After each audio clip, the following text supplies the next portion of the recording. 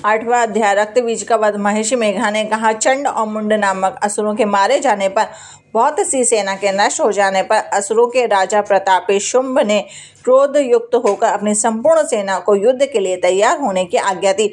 उसने कहा, अब उदायुत नामक 86 असुर सेनापति अपनी सेना के साथ युद्ध के लिए जाएं। कंबू नामक 84 सेनापति भी युद्ध के लिए जाएं। कौटिवीर नामक 50 सेनापति, धूम्रकुल नामक 100 सेनापति प्रस्थान करें। कालक, द्रोहद, मौर्य और काले के यह दैत्य भी मेरी आज्ञा से सजकर युद्ध के लिए कूच करे। भयानक शासन करने वाला असुरों का स्वामी शुंभ इस प्रकार की आज्ञा देकर बहुत बड़ी सेना के साथ युद्ध के लिए चला।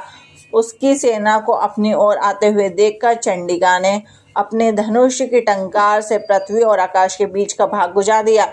हे राजन, इसके पश्चात देवी के सिंह ने दहाड़ना आरंभ कर दिया। अंबिका के घंटे के शब्दों से उसकी ध्वनि को और भी बढ़ा दिया। धनुष की टंकार, शेर की दहाड़ और घंटे के शब्द से पृथ्वी और आकाश के बीच का भाग गूंज उठा। इसके साथ ही देवी ने अपने मुख को और भी भयानक बना लिया। ऐसे भयानक शब्द को सुनकर राक्षसी सेना ने देवी तथा सिंह को चारों ओर से घेर लिया।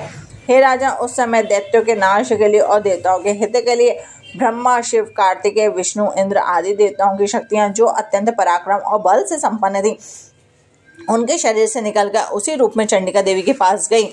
जिस देवता का जैसा रूप था, जैसा आभूषण था, जैसा वाहन था, वैसा ही रूप, आभूषण, वाहन लेकर उन देवताओं की शक्तियां दैत्य से युद्ध करने के लिए आई। हंस युक्त विमान पर बैठकर रुद्राक्ष की माला तथा कमंडलू धारण करके ब्रह्मा जी की शक्ति आई। वृषभ पर सवार होकर, हाथ में त्रिशूल लेकर, महानाग का कंकण पहनकर और चंद्र रेखा से विभूषित होकर भगवान शंकर की शक्ति महेश्वरी आई। मोर पर अरुण होकर, हाथ में शक्ति लिए हुए दैत्यों से युद्ध करने के लिए कार्तिकेय की शक्ति है। उन्हीं का रूप धारण करके आई भगवान विष्णु की शक्ति गरुड़ पर सवार होकर शंख, चक्र, गदा, धनुष, खड़ग हाथ में लिए हुए आई। श्री हरि की शक्ति बारह का शरीर धारण करके आई और नरसिंह के समान शरीर धारण करके उनकी शक्ति नरसिंही भी आई। उनकी गर्दन के झटकों से आकाश के तारे टूट पड़ते थे। इस प्रकार देवराज इंद्र की शक्ति ऐन्द्री भी ऐरावत के रूप में सवार होकर आई। इसके पश्चात इन देव शक्तियों से घिरे हुए भगवान शंकर ने चंडिका से कहा, मेरी प्रसन्नता के लिए तुम शीघ्र ही इन असुरों को मारो। इसके पश्चात देवी के शरीर से अत्यंत उग्र रूप वाली सैकड़ों गिदड़ियों के समान आवाज करने वाली चंडिका की शक्ति प्रकट हुई। उस अपराजिता देवी ने धूमिल जटा वाले भगवान शंकर जी से कहा, हे प्रभु, आप मेरी ओर से दूत बनकर शुंभ और निशुंभ के पास जाइए और उन अत्यंत गर्वीले दैत्यों से कहिए, उनके अतिरिक्त और भी जो भी दैत्य वहां युद्ध के लिए उपस्थित हैं, उनसे भी कहिए, जो तुम्हें अपने जीवित रहने की इच्छा हो तो त्रिलोकी का राज इंद्र को दे दो। देवताओं को उनका यज्ञ भाग मिलना आरंभ हो जाएगा और तुम पाताल को लौट जाओ। किंतु यदि बल के गर्व में तुम्हारी लड़ने की इच्छा हो तो फिर आ जाओ, तुम्हारे मांस से मेरी योगिनियां तृप्त होंगी। चूंकि उस समय भगवान शंकर को दूत के कार्य में नियुक्त किया था, इसलिए वह संसार में शिवदूती के नाम से विख्यात हुई। भगवान शंकर से देवी का संदेश पाकर उन दैत्यों के क्रोध का कोई आर पार न रहा। वह जिस स्थान पर देवी विराजमान थी वहां पहुंचे और उसके साथ ही उन पर वाणों और शक्तियों की वर्षा आरंभ कर दी।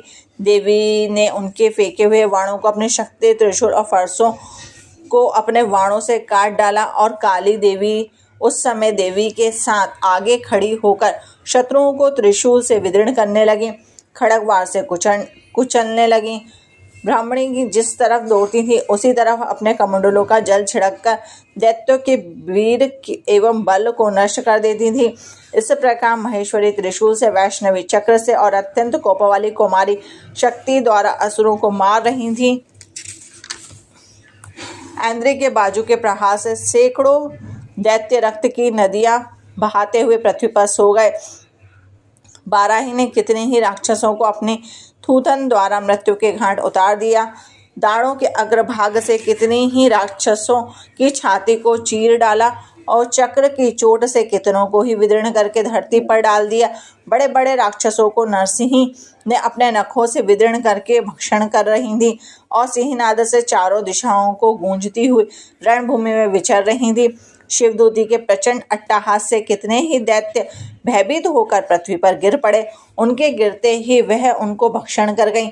इस तरह क्रोध में भरी हुई मातृगणों द्वारा नाना प्रकार के उपायों से बड़े बड़े असुरों को मारते हुए देखकर राक्षसी सेना भाग खड़ी हुई। उनको इस तरह भागता हुआ देखकर रक्तबीज नामक महापराक्रमी राक्षस क्रोध में भरकर युद्ध करने के लिए आगे बढ़ा। उसके शरीर से रक्त की बूंदें पृथ्वी पर जैसे ही गिरती थीं, वैसे ही शरीर वाला वैसा ही बलवान दैत्य पृथ्वी से उत्पन्न हो जाता था। रक्तबीज गदा हाथ में लेकर ऐन्द्री के साथ युद्ध करने लगा। जब ऐन्द्री शक्ति ने अपने ब्रज से उसको मारा तो घायल होने के कारण उसके शरीर से बहुत सा रक्त बहने लगा। उसी प्रत्येक बूंद से उसके समान बलवान महापराक्रमी अनेकों दैत्य भयंकर रूप से प्रकट हो गए और वह सब के सब दैत्य रक्तबीज के समान बलवान तेज वाले थे।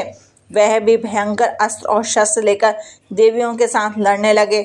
जब ऐन्द्री के ब्रज के प्रहार से उसके मस्तक पर चोट लगी, रक्त बहने लगा, तो उसमें से हजारों ही पुरुष उत्पन्न हो गए। वैष्णवी ने चक्र से, ऐन्द्री ने गदा से रक्तबीज को चोट पहुंचाई। वैष्णवी के चक्र से घायल होने पर उसके शरीर से जो रक्त बहा, उससे हजारों महाअसुर उत्पन्न हो गए, जिनके द्वारा संपूर्ण जगत व्याप्त हो गया। कुमारी ने शक्ति से, बाराही ने खड्ग से, महेश्वरी ने त्रिशूल से उसको घायल किया। इस प्रकार क्रोध में भरकर उस महादैत्य ने सब मात्र शक्तियों पर पृथक पृथक गदा से प्रहार किया और माताओं ने शक्ति तथा त्रिशूल इत्यादि से उसको बार बार घायल किया। उससे सैकड़ों महादैत्य उत्पन्न हुए। इस प्रकार उस रक्तबीज के रुधिर से उत्पन्न हुए असुरों से संपूर्ण जगत व्याप्त हो गया, जिससे देवताओं को भय हुआ। देवताओं को भयभीत देखकर चंडिका ने काली से कहा, हे चामुंडे, अपने मुख को बड़ा करो और मेरे शस्त्रघात से उत्पन्न हुए रक्त बिंदुओं को तथा रक्त बिंदुओं से उत्पन्न हुए महाअसुरों को तुम अपने इस मुख में भक्षण करती जाओ। इस प्रकार रक्त बिंदु से उत्पन्न हुए महादैत्य को भक्षण करती हुई तुम रणभूमि में विचरो। इस प्रकार रक्त क्षीण हो जाने पर यह दैत्य नष्ट हो जाएगा। तुम्हारे भक्षण करने के कारण अन्य दैत्य उत्पन्न नहीं होंगे। काली के इस प्रकार कहकर चंडिका ने रक्त बीज को अपने त्रिशूल से प्रहार किया। काली देवी ने अपने मुख में उसका रक्त ले लिया, तब गदा से चंडिका पर प्रहार किया। प्रहार से चंडिका को तनिक भी कष्ट नहीं हुआ, किंतु रक्त बीज के शरीर का बहुत सा रक्त बहने लगा। लेकिन उसके गिरने के साथ ही काली ने उसको अपने मुख में ले लिया। काली के मुख में उस रक्त से जो असुर उत्पन्न हुए, उनको उसने भक्षण कर लिया और रक्त को पीती हुई तदंतर देवी रक्त बीज को, जिसका की रक्त काली ने पिया था, चंडिका ने उस दैत्य को ब्रज, वाण, खड्ग, षष्टि इत्यादि से मार डाला। हे राजन, अनेक प्रकार के शस्त्रों से मारा हुआ खून से वंचित वह महादैत्य रक्तबीज पृथ्वी पर गिर पड़ा। हे राजन, उसके गिरने से देवता अत्यंत प्रसन्न हुए। माताएं उन असुरों का रक्त पीने के पश्चात उद्यत होकर नृत्य करने लगीं। 8वां अध्याय।